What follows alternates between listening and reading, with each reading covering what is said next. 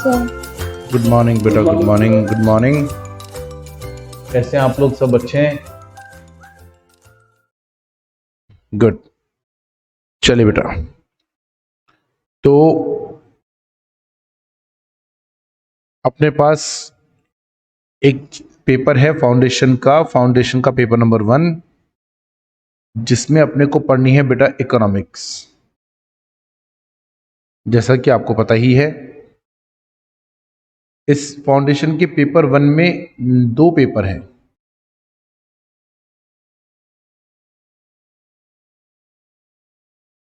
या 2 पार्ट्स हैं, एक है इकोनॉमिक्स और एक है मैनेजमेंट। ठीक है बेटा,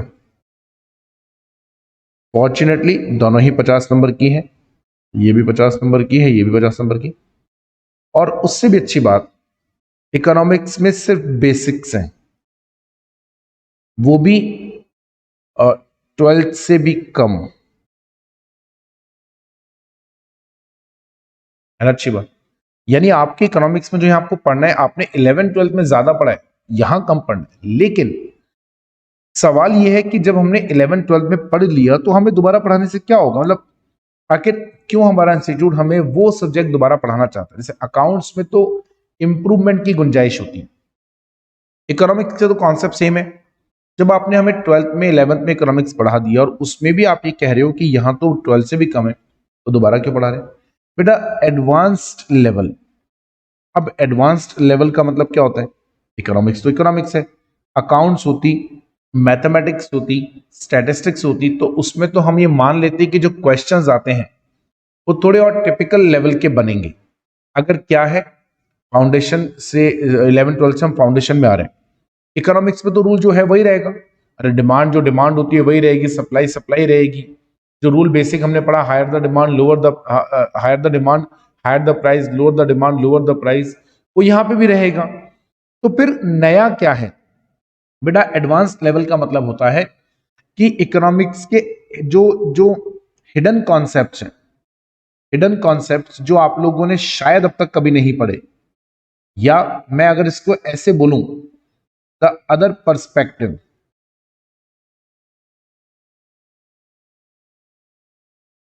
अदर पर्सपेक्टिव, ये जो अदर पर्सपेक्टिव है ना बेटा, ये वो एडवांस लेवल है। हम आपने पढ़ा होगा डिमांड और सप्लाई का रिलेशनशिप, शायद आपने इलास्टिसिटी ऑफ डिमांड भी पढ़ी होगी, शायद आपने इलास्टिसिटी ऑफ डिमांड और डिमांड का रिलेशनशिप नहीं पढ़ा होगा, शायद आपने इकोनॉमिक्स का वो पॉइंट ऑफ व्यू नहीं देखा जो 11th-12th की किताब में नहीं था। क्योंकि इकोनॉमिक्स एक ऐसा सब्जेक्ट है, खासतौर पे इकोनॉमिक्स एंड मैनेजमेंट दोनों की बात कर रहा हूं मैं, इकोनॉमिक्स एंड मैनेजमेंट एक ऐसा सब्जेक्ट है जिसमें बहुत सारे ऑथर हैं, और you will be shocked to know हर ऑथर का अपना एक डिफरेंट पर्सपेक्टिव है।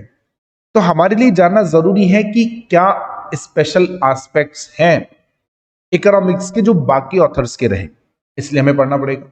मेरा नाम है डॉक्टर सी दिलीप गुप्ता, और मैं आपको सिर्फ इकोनॉमिक्स वाला पोर्शन पढ़ाऊंगा, मैनेजमेंट वाला पोर्शन कोई और टीचर आपको पढ़ाएंगे। ठीक है, इकोनॉमिक्स में हम लोगों को, जैसे मैंने कहा आपको कि 12th और 11th से बाहर नहीं जाना, तो इसका मतलब यहां पे भी आपको 2 लेवल की इकोनॉमिक्स पढ़नी है, माइक्रो एंड मैक्रो लेवल की। लेकिन मेरा विश्वास कीजिए, आपको यहां पर 12th से कम पढ़ना है। मैक्रो में तो इतना आसान है बेटा कि आपको बहुत ज्यादा डिटेल में जाना ही नहीं है। हम लोग बस कितने से पटक जाएंगे? मार्केट, ठीक है, और बैंक, मार्केट एंड बैंक। कोई नेशनल इनकम आपको नहीं पढ़ना। नेशनल इनकम मैक्रो इकोनॉमिक्स के सबसे बड़े चैप्टर्स जो हैं उनमें से एक है बैंकिंग। ठीक है ना?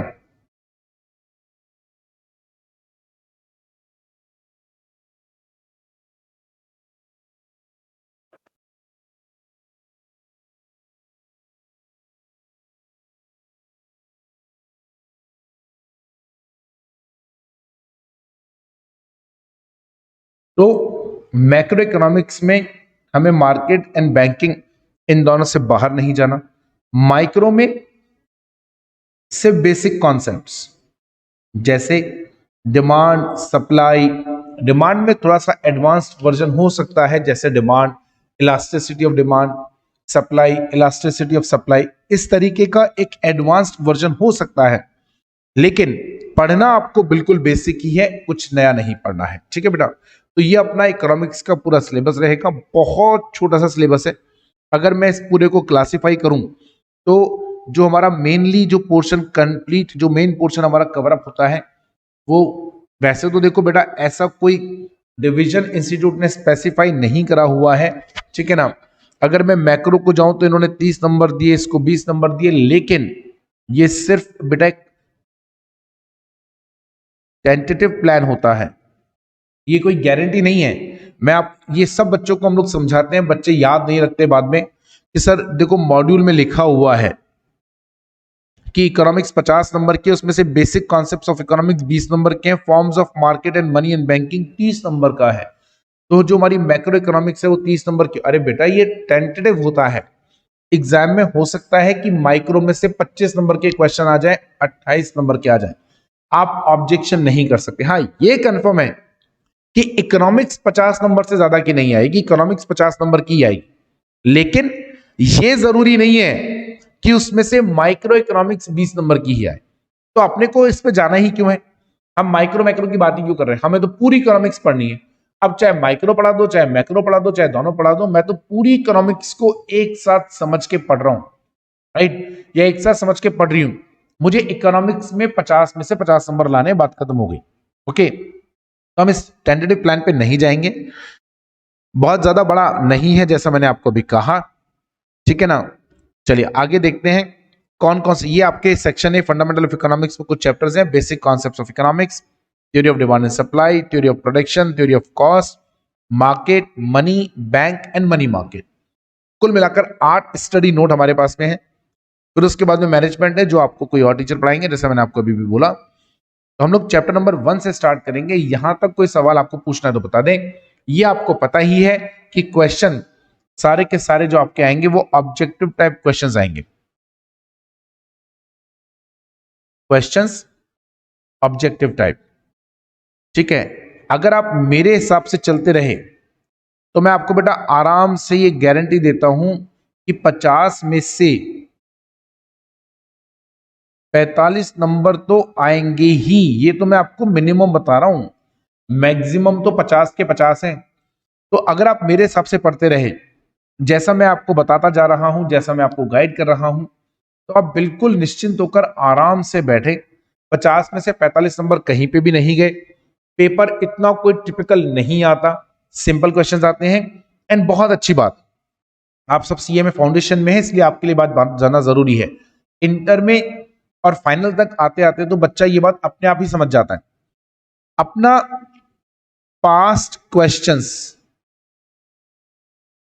क्वेश्चंस मोस्ट इंपॉर्टेंट है बेटा। क्यों? ये इसलिए इंपॉर्टेंट है क्योंकि लगभग 70% पेपर जो है ना बेटा वो रिपीटेड होता है। 50 नंबर किसे कहते हैं, सॉरी 70 नंबर किसे कहते हैं, 70%, यानी 50 का 70%, लगभग 35 नंबर ऐसे हैं जो पास्ट जो हमारे क्वेश्चंस आए हुए हैं एग्जाम में उनमें से आएगा, पास्ट एग्जाम्स के क्वेश्चंस में से। यस, पास्ट एग्जाम्स के क्वेश्चंस में से। तो आपको पास्ट क्वेश्चंस बहुत इंपॉर्टेंट है, और ये आपको मैं दिखाऊंगा, ऐसा नहीं कि इसे मैं आपको बोल रहा हूं। इसलिए जो पास्ट क्वेश्चंस हैं उनको करने के लिए बेटा हम लोग आपको एक स्कैनर अवेलेबल कराएंगे। ये स्कैनर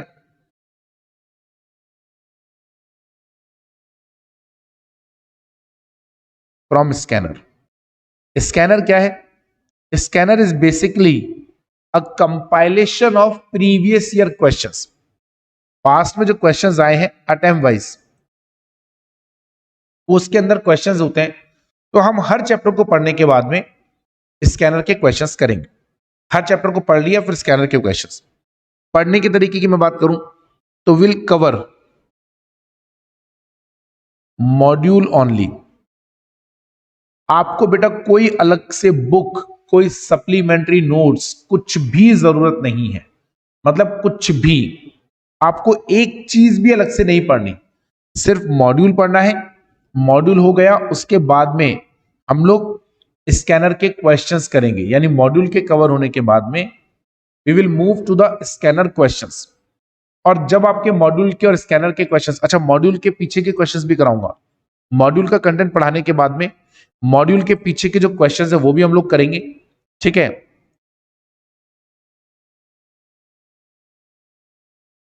मॉड्यूल पढ़ने के बाद में मॉड्यूल के पीछे के जो क्वेश्चंस है वो भी हम लोग करेंगे, और फिर स्कैनर के क्वेश्चंस करेंगे। इतनी ब्लास्टिंग परफॉर्मेंस आएगी ना आपकी, आपको लगेगा मतलब इकोनॉमिक्स में कुछ है ही नहीं, इतनी आसान सी इकोनॉमिक्स है, और ये वाकई में आसान है, ठीक है। अब बात करते हैं इकोनॉमिक्स में सबसे पहला जो चैप्टर है हमारा, बेसिक कॉन्सेप्ट्स इन ऑडिटिंग, ठीक है ना, यहीं से चालू करेंगे। सबसे पहले बेसिक कॉन्सेप्ट्स इन इकोनॉमिक्स। अब ये बेसिक कॉन्सेप्ट्स क्या होते हैं बेटा, सुनिएगा जरा ध्यान से। पहले हम इकोनॉमिक की बात करते हैं। जो इंटायर इकोनॉमिक्स है, entire economics, it is related to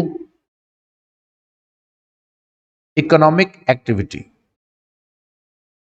ध्यान से सुनिएगा बेटा जरा। The entire economics related to the economic activities. अब इकोनॉमिक एक्टिविटीज मतलब जैसे मनी को अर्न करना, जैसे मनी को खर्च करना, बस यही से सारा लफड़ा चालू हो गया। मनी को अर्न करना और मनी को खर्च करना, ये जो खर्च करने की बात आ गई ना, यहां से इकोनॉमिक्स की शुरुआत हो गई। अभी नहीं है, इकोनॉमिक्स यहां से तो रिलेट होता है, ये जो खर्च करने की बात आई ना, यहां से इकोनॉमिक्स की शुरुआत हो गई बेटा। शुरुआत हो गई मतलब ये आपने खर्च करने की बात करी, तो इसे बोलते हैं generation of human needs, generation of human wants. ये है सारी आफत की जड़। वैसे भी इस दुनिया में सारी समस्या की जड़ ही क्या है, आपकी इच्छा है। इकोनॉमिक्स की भी वही प्रॉब्लम है, ह्यूमन वांट्स। ये जो ह्यूमन वांट्स है ना बेटा, इन ह्यूमन वांट्स की वजह से इकोनॉमिक्स का जनरेशन हुआ। मतलब ये इकोनॉमिक्स नहीं है, नहीं, ये तो ओरिजिनेशन है। ये तो इकोनॉमिक एक्टिविटीज जो मैंने लिखा, ये तो बेटा ओरिजिनेशन है। किस चीज का ओरिजिनेशन है? ये ओरिजिनेशन है इकोनॉमिक्स का। इकोनॉमिक एक्टिविटी क्या है? मनी को अर्न करना, मनी को खर्च करना, मनी को अर्न करना, मनी को खर्च करना। मनी हम खर्च करते ही क्यों हैं? मेरी नीड है। आज मैंने 1 लाख रुपए महीने का कमाया, तो मेरी अपनी नीड है, मुझे गाड़ी चलानी है, मुझे गाड़ी के लिए पेट्रोल चाहिए, मुझे खाना है, मुझे कपड़े चाहिए, मुझे घूमना है, मुझे एसी में सोना है। ये सारी मेरी वांट्स है। जब हम इन वांट्स की बात करते हैं, जब हम लोग, अगर आज ह्यूमन वांट्स ना हो तो मनी, बताओ ना, जानवर तो पैसा नहीं कमाते ना, क्योंकि उनको खर्च ही नहीं करना। उनको खर्च क्यों नहीं करना? क्योंकि उनकी कोई वांट्स ही नहीं है। हम ही पैसा क्यों कमा रहे हैं? ह्यूमन बीइंग ही पैसा क्यों कमाते हैं? क्योंकि हमारी ह्यूमन वांट्स। अब आप कहोगे सर जानवरों की भी तो नीड होती है ना। बेटा उनकी होती है बेसिक नीड, राइट, और उसमें भी 2 ही होती हैं, रोटी और मकान। यानी रोटी मतलब खाने के लिए चाहिए, मकान मतलब कोई भी जगह रहने के लिए मिल जाए, बारिश वारिश में ना भीगे, धूप वूप में ना भीगे। कई जानवरों को तो वो भी नहीं चाहिए, तो खुले आसमान में सोते। तो उनकी बेसिक नीड सिर्फ खाना ही है। वो तो वो ढूंढ ही लेंगे, वो शिकार करके कैसे भी करके ढूंढ ही लेंगे, लेकिन उनकी और कोई इच्छा नहीं है आपकी और मेरी तरह गाड़ी में घूमना, एसी में रहना है, या फिर मुझे अच्छे कपड़े पहनने हैं। ऐसी कोई वांट उनकी नहीं है, इसलिए उनके पार्ट पे इकोनॉमिक एक्टिविटी होती ही नहीं। तो जब भी हम इकोनॉमिक्स की बात करते हैं, it's all about human need. आ रही बात समझ में? और इसीलिए हमने कहा generation of human wants and to satisfy such wants human earn. कोई भी व्यक्ति कमाता ही क्यों है? क्योंकि वो ह्यूमन वांट्स को सेटिस्फाई कर सके। इसका मतलब पूरा खेल जो है ना बेटा, वो इन 3 चीजों का है, वांट्स और सेटिस्फैक्शन। 3 चीजें मतलब ये तो 2 ही हुई। आपका पूरा इकोनॉमिक्स इन 3 चीजों पे टिका हुआ है, वांट्स और सेटिस्फैक्शन। तो तीसरी चीज कहां है?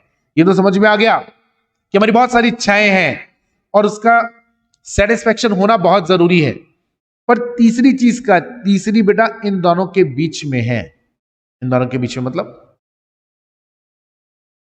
इन दोनों के बीच का मतलब है बेटा एफर्ट्स। क्योंकि अपनी इच्छाओं को पूरी करने के लिए, जिससे कि आपका सेटिस्फेक्शन आए, आपको एफर्ट्स लगाने पड़ते हैं।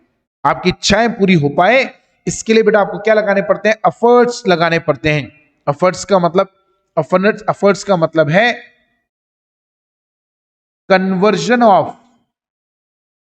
Conversion of resources into consumable commodities, into consumable commodities। क्यों? सेटिस्फेक्शन क्या है? कोई ना कोई कंज्यूमेबल नीड, आपकी वांट, एसी चाहिए, ये क्या है? Consumable commodity. खाना चाहिए, खाना, ये क्या है? Consumable commodity. क्यों? वांट है, भूख लगना, उस भूख का इलाज यानी उस वांट का सेटिस्फेक्शन क्या है? खाना। वो जो खाना है वो कंज्यूमेबल कमोडिटी है। मुझे गर्मी बहुत लगती है तो मुझे ठंडा चाहिए, मेरी वांट है, इसका सेटिस्फेक्शन क्या है? कोई ऐसी कमोडिटी जो मेरा ये प्रॉब्लम दूर कर सके। एसी मिल जाए तो मुझे सेटिस्फेक्शन आ जाएगा, मेरी वांट पूरी हो जाएगी। ये एसी क्या है? Consumable commodity. तो अगर आप वांट्स को सेटिस्फाई करना चाहते हैं, यदि आप चाहते हैं कि आपकी वांट्स सेटिस्फाई हो, तो उसके लिए आपको क्या लगाने पड़ते हैं बेटा? उसके लिए एफर्ट्स लगाने पड़ते हैं। और ये एफर्ट्स का मतलब conversion of resources into consumable commodity using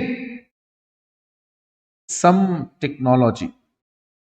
sometimes technology का मतलब बेटा खाली मशीनरी नहीं होता है। आपने हाथ से कोई चीज बनाई ना, वो भी टेक्नोलॉजी है, वो ह्यूमन टेक्नोलॉजी है। बस इतनी सी तो बात है। तो conversion of resources into consumable commodity using some technology, ये बेटा बेसिकली क्या कहलाता है? ये है इकोनॉमिक हमारा पूरा स्ट्रक्चर। ये हमारा इकोनॉमिक स्ट्रक्चर। बेटा मेरी बात समझ में आ रही है क्या आप लोगों को? हाँ या ना में रिप्लाई करते रहे। क्या बेटा बात समझ में आ रही है क्या?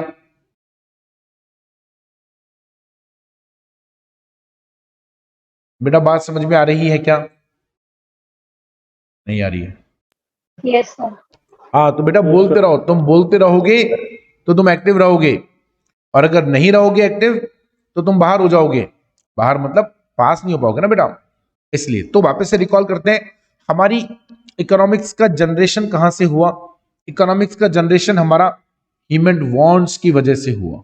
आज अगर ह्यूमन वांट्स नहीं होती तो हमें शायद आज ये सब नहीं करना पड़ता, क्योंकि ह्यूमन वांट्स जो है उसका सेटिस्फेक्शन बहुत जरूरी है, और उसके सेटिस्फेक्शन के लिए हमें एफर्ट्स करने पड़ते हैं। अब समस्या कहां से पैदा हुई? समस्या पैदा हुई बेटा, ये जो वांट्स है ना, ये वांट्स क्या है? अनलिमिटेड है। ये वांट्स क्या है? अनलिमिटेड। Wants are unlimited. अब तक तो सब सही चल रहा था। हमारी ह्यूमन वांट्स है, उसके सेटिस्फेक्शन के लिए हमें एफर्ट करने पड़ेंगे। एफर्ट करने के लिए हमें मनी कमानी पड़ेगी। मनी कमाएंगे तो उस मनी को खर्च भी करेंगे, उसी से हमारा सेटिस्फेक्शन आएगा। ये एफर्ट्स क्या है? मनी कमाना, मनी खर्च करना। मनी कमाने के लिए हमें कोई ना कोई कमोडिटीज प्रोड्यूस करनी पड़ेंगी, जिससे कि उन कमोडिटीज को हम लोग बेच के अपना सेटिस्फेक्शन ला सकें। यहां तक सब सही चल रहा था, लेकिन मालूम है समस्या कब खड़ी हुई? Human wants are unlimited, right? Human wants are unlimited. और अब जब ह्यूमन वांट्स अनलिमिटेड हो गई तो क्या क्या प्रोड्यूस करे समझ में नहीं आ रहा। हरी बात सुन में, right? There is a problem, there is a problem that what to produce. Because of this, economics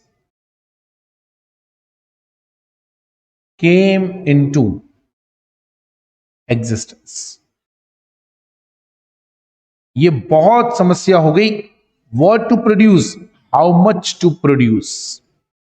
क्योंकि यहां तक तो सब पुराने जमाने में क्या होता था? क्या पुराने जमाने में इकोनॉमिक्स नहीं थी क्या? अरे इकोनॉमिक्स तो सालों से है, सदियों से है। लेकिन पहले लोगों की जो नीड्स थी वो बड़ी लिमिटेड थी, तो उनका सेटिस्फेक्शन लेवल जल्दी आ जाता था। ह्यूमन नीड्स तो जब से इंसान बना है तब से ह्यूमन नीड्स है, पर तब ह्यूमन नीड्स हमारी कम थी, तो हमारा सेटिस्फेक्शन जल्दी आ जाता था। तो हमें ज्यादा सोचना नहीं पड़ता था कि हम कितना कमाएं, क्या बनाएं, कितना बनाएं। मेरी जो नीड है वो छोटी सी है, वो पूरी। जैसे फॉर एग्जाम्पल मैं एक किसान, मेरे को रहने के लिए एक मकान चाहिए छोटा सा, झोपड़पट्टी सी मिल जाए, एक झोपड़ी ठंडी सी, एक मुझे खाने के लिए 2 टाइम रोटी मिल जाए, और पहनने के लिए नॉर्मल से कपड़े। मुझे कहीं कोई लंबा चौड़ा कुछ बड़ा बंगला कार नहीं चाहिए। तो मेरे पास एक छोटा सा खेत है, उसमें इतना मैं पैदा कर लेता हूं अनाज, जिससे कि उसको बेच के मैं मेरे लिए मकान और मैं मेरे लिए कपड़ों की व्यवस्था कर सकूं। खाना तो जो अनाज बचेगा इसी में से थोड़ा सा अनाज मैं अपने लिए रख लूंगा, काम खत्म। तो मुझे ज्यादा दिमाग नहीं लगाना कि what to produce, how much to produce, when to produce. मेरे को पता है मुझे क्या बनाना है, मुझे ये भी पता है मुझे कितना कमाना है, मुझे ये भी पता है कि मुझे कैसे। लेकिन अब जैसे जैसे ह्यूमन वांट्स बढ़ती गई ना, तो समस्या हो गई। क्या? व्हाट टू प्रोड्यूस, व्हाट, क्यों क्यों वो समस्या हो गई? इट हैपेंस बिकॉज, अब आएगा हमारा मेन रीजन। बिकॉज बेटा इसको बोलते हैं because resources are limited. Resources are limited. प्रकृति के जो संसाधन है, जो कि natural resources, they are limited. आप उनका कितना यूटिलाइजेशन करोगे, कितना यूटिलाइजेशन करोगे आप, ये बहुत इंपॉर्टेंट है। इसीलिए हमने आपको क्या बोला कि जो हमारा इकोनॉमिक्स का सेंट्रल प्रॉब्लम है, मालूम है वो सेंट्रल प्रॉब्लम क्या है? वो सेंट्रल प्रॉब्लम है व्हाट टू प्रोड्यूस, क्या बनाएं। क्योंकि बहुत सारी ह्यूमन वांट्स हैं। हाउ टू प्रोड्यूस, क्योंकि जो बनाना चाहते हैं उसके लिए रिसोर्सेस चाहिए, और रिसोर्सेस लिमिटेड है। एंड व्हेन टू प्रोड्यूस, यानी कौन सी चीज मैं पहले बनाऊं और कौन सी चीज मैं बाद में बनाऊं। इतनी ये 3 बेटा सेंट्रल प्रॉब्लम ऑफ इकोनॉमिक्स मानी जाती है, और हम पूरी इकोनॉमिक्स में इन्हीं 3 सवालों का जवाब ढूंढते रहेंगे। हमें पूरी इकोनॉमिक्स में यही 3 चीजें पढ़नी है। What to produce, how to produce, and when to produce. अभी व्हाट टू प्रोड्यूस में आप एक और ऐड कर सकते हैं, चाहे तो फॉर हुम टू प्रोड्यूस, किसके लिए बनाए। क्योंकि देखो सबकी नीड तो पूरी हो नहीं सकती। भाई सबकी नीड पूरी क्यों नहीं हो सकती? क्योंकि सबकी नीड्स अनलिमिटेड है। तो सबकी नीड कैसे पूरी करें? इसीलिए हमारी इकोनॉमिक्स में ये 3 प्रॉब्लम है कि हमें कैसे कमाना है, कैसे बनाना है, और अपना सेटिस्फेक्शन। आज अगर ये लिमिटेड अनलिमिटेड ह्यूमन वांट्स नहीं होती, या रिसोर्सेज लिमिटेड नहीं होते ना बेटा, तो शायद आज और आप, मैं यहां बैठकर इकोनॉमिक्स पढ़ ही नहीं रहे होते। आज से सालों पहले, 300-500 साल पहले, तो इकोनॉमिक्स इतने लेवल पे नहीं थी ना। इसलिए मैंने आपसे क्या कहा कि ह्यूमन वांट्स अनलिमिटेड है, उनके सेटिस्फेक्शन का कोई सतूना नजर नहीं आता, और जो रिसोर्सेज हैं वो लिमिटेड हैं। ये दोनों कॉन्ट्राडिक्टिंग हो गए, ह्यूमन वांट्स अनलिमिटेड और रिसोर्सेज लिमिटेड। तो दोनों के बीच में हम लोगों को कोऑर्डिनेशन,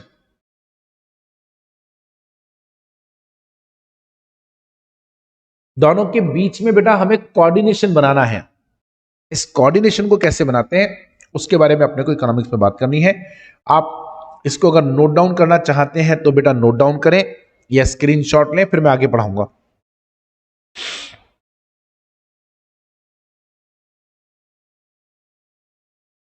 जल्दी से स्क्रीनशॉट लीजिए बेटा।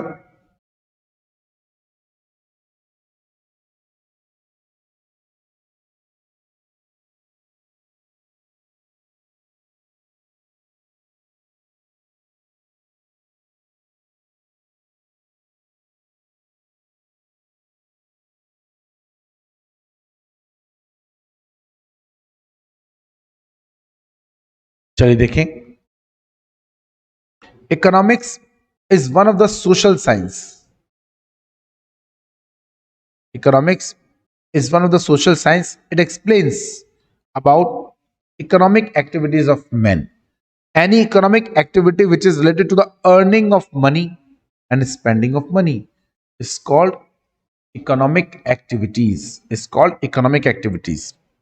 The main economic problem is to transform society's resources into consumable commodities by using technology. देखो हमने भी ये पढ़ा, conversion of resources into consumable commodities using some technology.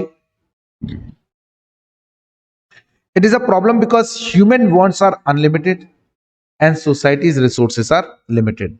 So the central task of the economics is to decide how much of which commodity are to be produced for the optimum satisfaction of wants. तो हम क्या बनाएं, कितना बनाएं जिससे कि ज्यादा से ज्यादा ह्यूमन नीड्स का सेटिस्फेक्शन हो सके, ज्यादा से ज्यादा ह्यूमन नीड्स सेटिस्फाई हो जाए. इसके लिए हमें क्या करना पड़ेगा? हमें इकोनॉमिक्स में आगे जाना पड़ेगा. सब्जेक्ट मैटर ऑफ इकोनॉमिक्स देखें. What is the starting point in economics? A want is something that is desired. Want is something is the starting point of economic activity. Wants leads to efforts and efforts lead to the satisfaction. देखो हमने अभी ये थोड़ी देर पहले पढ़ा था, अगर आपको याद हो तो. याद आया बेटा? अब चलते हैं आगे. अब ये डिसीजन कैसे लेंगे? तो इसके लिए हमें पूरी इकोनॉमिक्स पढ़नी है. इसे पढ़ने के लिए हमें डिमांड, सप्लाई, पता नहीं क्या क्या पढ़ना पड़ेगा. हमें डिमांड पढ़ना पड़ेगा, क्योंकि जब तक हमें यह समझ में नहीं आएगा कि डिमांड कितनी है तो हम आगे नहीं जा सकते. हमें सप्लाई समझनी पड़ेगी, क्योंकि कहा ना, डिमांड अनलिमिटेड है, रिसोर्स लिमिटेड है. हमें मार्केट की पोजीशन को समझना पड़ेगा. मार्केट पोजीशन, हमें अदर फैक्टर्स को समझना पड़ेगा. इन सब की स्टडी करनी है. और इसीलिए हम आपको पहले the basic process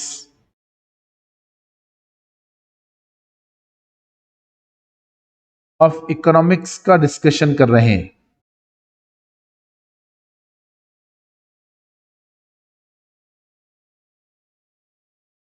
basic process of economics में बेटा तीन चीजें आती हैं, चार चीजें सॉरी, बेसिकली. प्रोडक्शन, देखो यहां पे लिखा हुआ भी है, ये चारों. प्रोडक्शन, एक्सचेंज,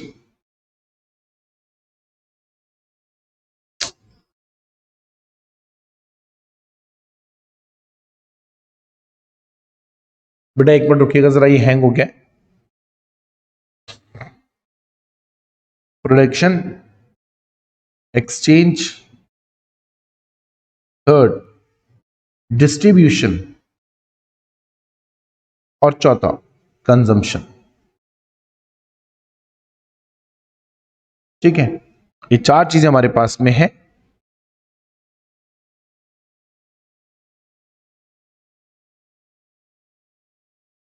ठीक है, production, exchange, distribution and consumption. Production मतलब मेकिंग गुड्स और सर्विसेज यूजिंग रिसोर्सेस. जो हमारे रिसोर्सेज है उनको यूज करके जो हम लोगों ने कोई एक्टिविटी का प्रोडक्शन करा, जिसको हम लोग क्या बोलते हैं, कंज्यूमेबल कमोडिटी. तो अगर आपने अपने रिसोर्सेस को यूज करके कोई भी गुड्स को प्रोड्यूस करा या प्रोडक्शन करा, तो वो जो गुड्स आपने प्रोड्यूस करी उसको बोलते हैं प्रोडक्शन. अब ये रिसोर्सेस क्या है बेटा? रिसोर्सेस मतलब जैसे लैंड, जैसे लेबर, जैसे कैपिटल, जैसे एंटिटी, या आप इसको ऑर्गेनाइजेशन भी बोल सकते हैं, इसको बोलते हैं प्रोडक्शन. हमें सवाल का जवाब अभी भी वही ढूंढना है, what to produce, for whom to produce, how to produce and when to produce.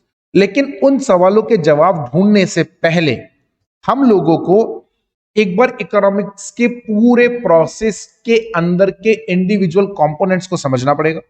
जैसा मैंने आपको कहा कि पहला कंपोनेंट हमारा क्या है, production.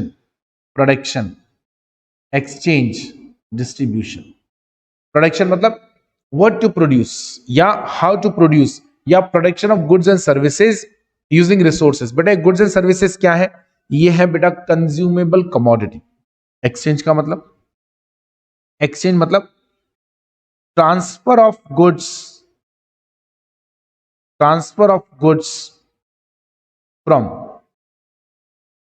One person to other. अब आज से बहुत साल पहले, सालों पहले बार्टर सिस्टम चला करता था। हम गुड्स को एक दूसरे से एक्सचेंज किया करते थे। अपनी नीड को पूरी करने के लिए हम कोई ना कोई अपने गुड्स किसी दूसरे व्यक्ति को दिया करते थे, उसको बोला जाता था एक्सचेंज करना। लेकिन बार्टरिंग सिस्टम में बहुत सारी प्रॉब्लम हुआ करती थी, क्योंकि मनी तो था नहीं। अब मेरे पास गेहूं है, सामने वाले के पास गोल्ड है, तो उस गेहूं के बदले में मैं गोल्ड कैसे लूं? मतलब कैसे डिसाइड करूं कि मुझे कितना गोल्ड मिलना चाहिए? तो ये बड़ा समस्या आ रहा था। तो हमने क्या बोला? फॉर मनी,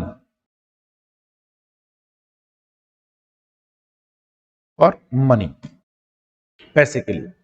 ये जो मनी है इसके थ्रू हम एक्सचेंज करते हैं। अब सवाल, लेकिन ये प्रोडक्शन का, और प्रोडक्शन तो चलो समझ में आ गया, इकोनॉमिक्स से रिलेटेड है। एक्सचेंज का इकोनॉमिक्स में क्या रोल है? अरे एक्सचेंज का रोल है भाई, सारी चीजें मैं प्रोड्यूस बनाकर मैं ही कंज्यूम कर लूंगा, तो बाकी लोगों की नीड कैसे पूरी होगी?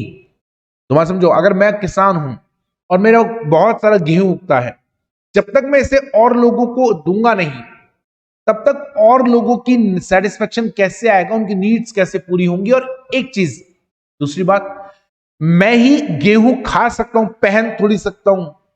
पहन सकता हूं क्या? उस गेहूं का मकान थोड़ी ना बना लूंगा। तो मुझे गेहूं जो मैं प्रोड्यूस कर रहा हूं, वो सारा मैं कंज्यूम नहीं करूंगा, और अगर सारा मैं कंज्यूम कर लूंगा तो लोगों का सेटिस्फेक्शन नहीं आएगा, औरों की नीड पूरी नहीं होगी। तो वो हम एक्सचेंज करते हैं किसी और के साथ में, बदले में मुझे मेरी नीड मिलेगी। जैसे मुझे कपड़ा चाहिए, तो जो व्यक्ति कपड़ा बनाता है, अगर वो व्यक्ति सारा कपड़ा खुद ही पहन लेगा तो कैसे काम चलेगा? और कपड़ा पहन लेगा, खा तो नहीं लेगा ना। तो गुड्स का एक्सचेंज होना बहुत जरूरी है। पर कितना है, पहले हम गुड्स टू गुड्स एक्सचेंज कर लिया करते थे। अब हम गुड्स टू गुड्स एक्सचेंज करने के बजाय हम लोग क्या करते हैं बेटा? हम लोग फॉर मनी गुड्स को एक्सचेंज करते हैं। फॉर मनी गुड्स को एक्सचेंज करने का मतलब कि हमने गुड्स को दिया और बदले में पैसा ले लिया, उसी पैसे से मैं कोई दूसरी गुड्स परचेज कर लूंगा। इसलिए exchange is very important. And next, distribution. Distribution मतलब जो टोटल आपकी रिसीप्ट्स होती है, बेटा आप तो अकाउंट्स के लोग हैं, आपको समझाना ज्यादा मुश्किल नहीं है। टोटल रिसीप्ट्स जो है is distributed, there is a difference in earning and in receipts. Earning मतलब आपने नेट कितना कमाया, बोले तो आपका प्रॉफिट कितना है। टोटल रिसीप्ट्स, ठीक है, shall be distributed among all the resources of production। जैसे आपने 1,000 रुपए का 1,00,000 का माल बेचा, तो वो 1,00,000 आपका प्रॉफिट नहीं है बेटा, 1,00,000 आपका प्रॉफिट नहीं है, वो आपकी अर्निंग नहीं है। इस 1,00,000 में से हमें जो रिसोर्सेज हमने प्रोडक्शन करने के लिए यूज किए थे ना, उसमें डिस्ट्रीब्यूट करना है। जैसे आपको कुछ पैसा लैंड का देना पड़ेगा, किराया देना पड़ेगा ना, तो आपने लैंड का रिसोर्स यूज करा, उस रिसोर्स को यूज करने के बदले में आपके टोटल सेल्स का एक हिस्सा जो लैंड ओनर है उसके पास में जाएगा, और जो लैंड ओनर है वो लैंड ओनर उस पैसे से आगे कुछ नई चीजें परचेस करेगा, अपनी नीड्स को सेटिस्फाई करेगा। लेबर को भी पेमेंट करना पड़ेगा। कैपिटल मतलब जो आपने लोगों से पैसा उधार लिया, तभी आपको पैसा देना पड़ेगा। और एंटिटी यानी जैसे अगर आप ओनर हैं तो बदले में आपको प्रॉफिट मिल रहा है ना, वो प्रॉफिट ही आपका क्या है।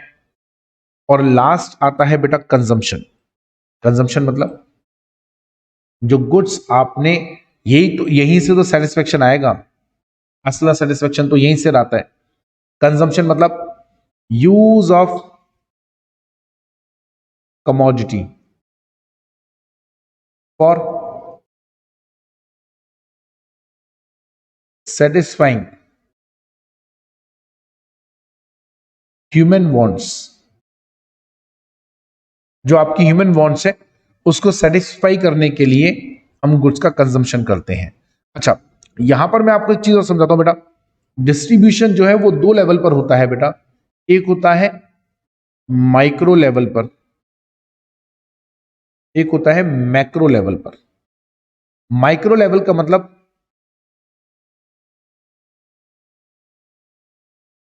माइक्रो लेवल का मतलब when goods sorry when earnings divided among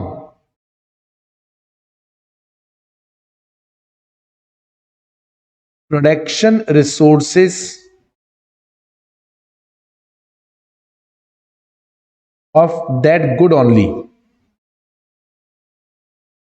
जैसे मान लीजिए हमने एक घड़ी बनाई, अब इस घड़ी को बनाकर बेचकर जो पैसा हमें मिला, वो पैसा अगर हम लोगों ने इस इस घड़ी को बनाने वाला जो हमारा प्रोसेस है, जो रिसोर्सेज उसी में खर्च करा। मैक्रो लेवल बेटा एट नेशनल लेवल होता है। एट नेशनल लेवल क्या, थोड़ा ध्यान से समझना इसको, आपको समझने में थोड़ी सी परेशानी आएगी, ध्यान से सुनिएगा जरा। मैक्रो लेवल का मतलब कोई एक्चुअल में किसी को बांट नहीं रहा। द टोटल अर्निंग्स, और यहां पर अर्निंग्स का मतलब रिसीप्ट्स है, ऑफ एंटायर नेशन, जिसको आपने बचपन में नेशनल इनकम के नाम से पढ़ा। अब आपका जो पैसा आपने कमाया वो आप ही के पास रहेगा, सरकार लेके नहीं जा रही है, पर कंट्री की नेशनल इनकम में तो काउंट होगा कि टोटल नेशनल इनकम कितनी है। तो टोटल अर्निंग्स और रिसीप्ट्स ऑफ कंट्री और nation is distributed among various resources. मतलब जितने भी रिसोर्सेज हमारी कंट्री के हैं सब में हम उसको क्या कर देते हैं, डिस्ट्रीब्यूट। हम नहीं कर रहे, हो गया। जैसे मैं आज एक मैन्युफैक्चरर हूं, एक प्रोड्यूसर हूं, मैंने 50 लाख रुपए का माल बेचा, तो मेरी 50 ऐसे मेरे से 5 लाख लोग और हैं, सबने जो कमाया उसको जोड़ लो तो बन गया टोटल अर्निंग। अब जो मेरी अर्निंग्स है उसमें से मैं कुछ अर्निंग्स डिस्ट्रीब्यूट कर रहा हूं अपने प्रोडक्शन रिसोर्सेस को, तो सब नहीं करा होगा, तो जो सबने डिस्ट्रीब्यूट करा उसको जोड़ लो तो बन गया नेशनल डिस्ट्रीब्यूशन। ओके, ये इसलिए निकालना जरूरी है क्योंकि कंट्री का प्रॉस्पेरिटी लेवल आप कैसे चेक करोगे, कंट्री का जो प्रॉस्पेरिटी लेवल है वो ऐसे चेक होता है। ठीक है, और पढ़ते हैं जरा हम लोग।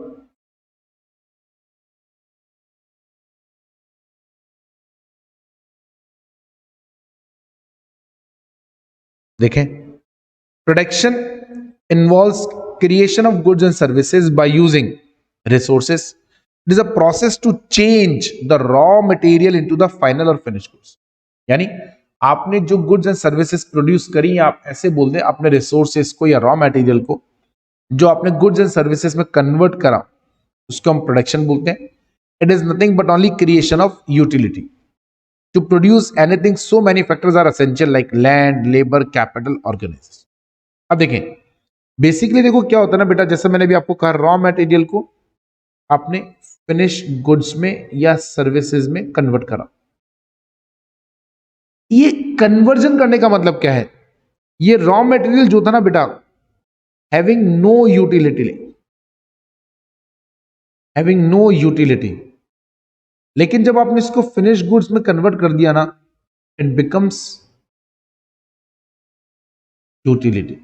जैसे जैसे फॉर एग्जांपल खाली प्लास्टिक है, और वो जो खाली प्लास्टिक है उसका कोई यूज नहीं है, वो क्या है, रॉ मटेरियल। खाली प्लास्टिक उसकी कोई यूटिलिटी नहीं है, पर जब उस प्लास्टिक को आपने मोल्ड देख के ग्लास में, बकेट में या स्टूल में कन्वर्ट कर दिया, यूटिलिटी आ गई। तो बेसिकली प्रोडक्शन का मतलब अगर हम सिंपल शब्दों में देखें तो रॉ मटेरियल को फिनिश गुड्स में कन्वर्ट करना। लेकिन अगर हम लोग थोड़ा डीप में जाके देखें तो असल में प्रोडक्शन का मतलब किसी भी चीज का यूटिलिटी क्रिएट करना, that is known as production. Technology and technique, जैसे हमने आपको भी ऊपर कहा था कि प्रोडक्शन जो है it is always with the use of some technologies. Technology is defined as ratio in which inputs are combined together to produce one unit of the product. For example, capital K and labour are used in the production, क्योंकि देखिए ultimately production करने के लिए हम चारों का resources का use करेंगे। टेक्नोलॉजी का मतलब आप लोग ऐसा समझते होंगे machine and all, actually technology का बेटा वो तो मैन मेड टेक्नोलॉजी है। मैंने कहा था ना टेक्नोलॉजी में ह्यूमन या फिजिकल टेक्नोलॉजी भी हो सकती है, मशीन भी। टेक्नोलॉजी का मतलब that in what combination you uses the resources, in what combination you uses the resources, मतलब आप रिसोर्सेज को कैसे कंबाइन करते हो, यानी कितना लेबर कितना capital, that proportion we need to make. Okay, exchange देखो, it means change of the goods from one person to another person. Once upon a time goods were exchanged for goods, called bartering system. To overcome the inconveniences of barter system, money was invented. Now the goods are exchanged for the money. Price is essential for the exchange of goods and money. Next, distribution. Distribution means sharing of income among the factors of the production. The total income which is generated by selling of the goods and services in the market must be distributed among the factors. क्योंकि अगर आप ऐसा नहीं करोगे तो factors of production काम कैसे करेंगे? उनको अपने प्रोडक्शन के बदले में उन्होंने जो मेहनत करी, जो रिसोर्स यूज हुआ है, उसको अपनी मेहनत आना चाहिए होता है।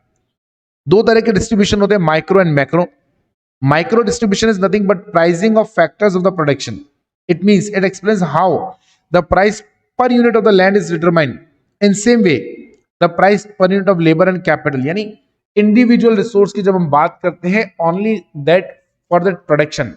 और मैक्रो मतलब, macro distribution means sharing of the total national income among the total factors of the production. It means we came to know whether the income is distributed properly or not properly among the all people of the society. ये government का काम है। अच्छा, अब इस distribution के दौरान क्या होता है, देखो समझना जरा ध्यान से मेरी बात।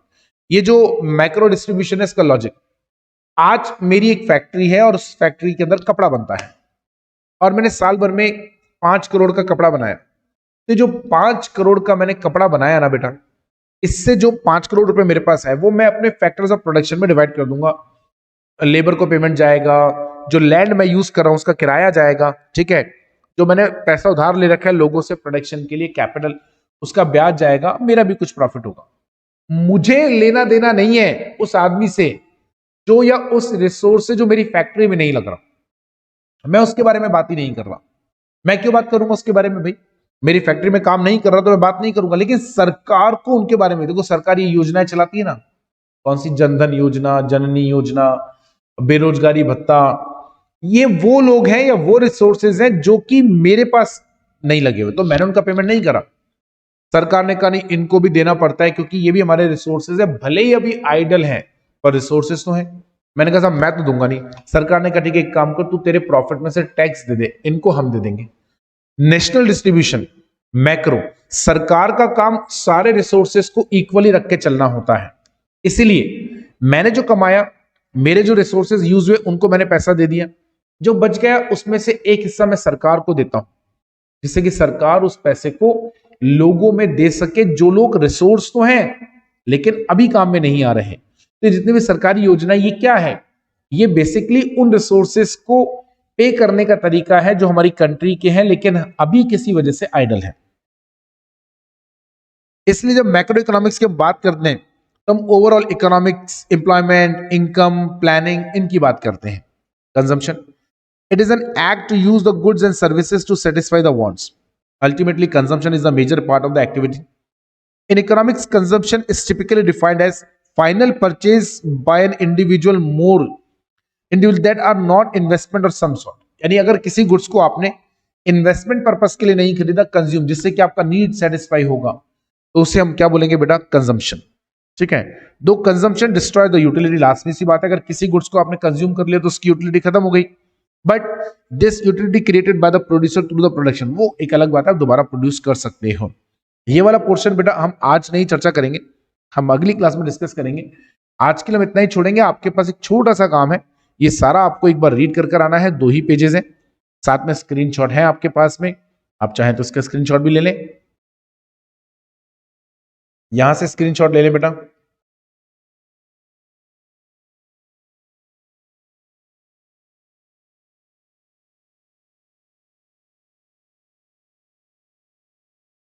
चलिए, कोई डाउट अगर है तो बताएं बेटा, आप लोगों को कोई डाउट अगर है तो बताएं। नहीं है।